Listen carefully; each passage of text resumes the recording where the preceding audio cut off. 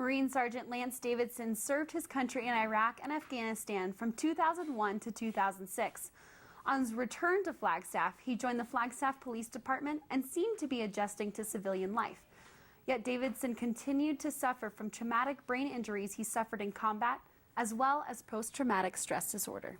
He finally succumbed to PTSD in February of 2014 and took his own life.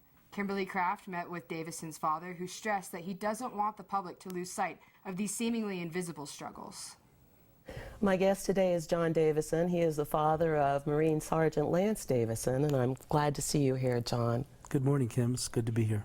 First, let me say I'm so sorry for your loss, but you also told me that you would like to make this something of a positive out of a negative.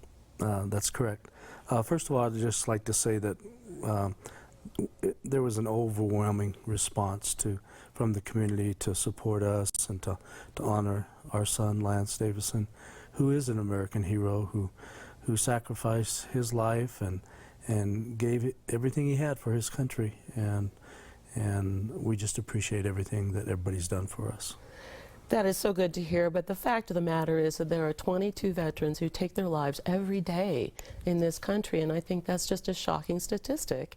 And please address that. Yeah.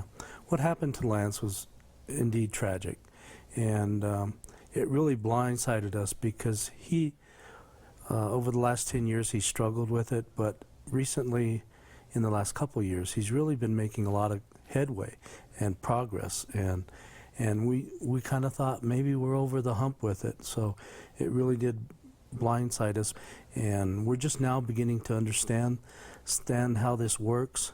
So as you mentioned, 22 deaths, suicide deaths a day is just a crisis. It's just unacceptable.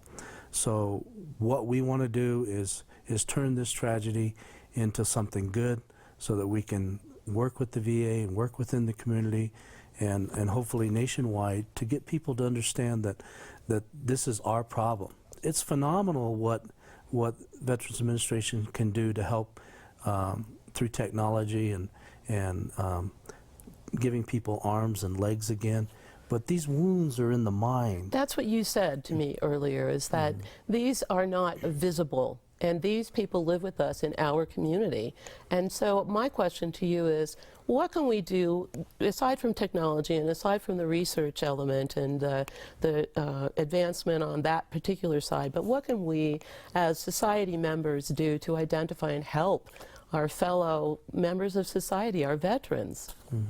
Well, the Veterans Administration, again, and this is not a blame game, this is just saying we need to do something different. We need to reevaluate all programs related to PTSD and TBI and say what's working and what's not working. I think there's a stigma attached to these kids that have these problems. They have flashbacks and stuff, and society tends to think that maybe there's something wrong with them. They have these invisible wounds, but they're also physical. So I think we concentrate too much on the psychological and not enough on the physiological. That is where we will pick up the conversation when next we meet. John, thanks for being here. Thank you, Kim.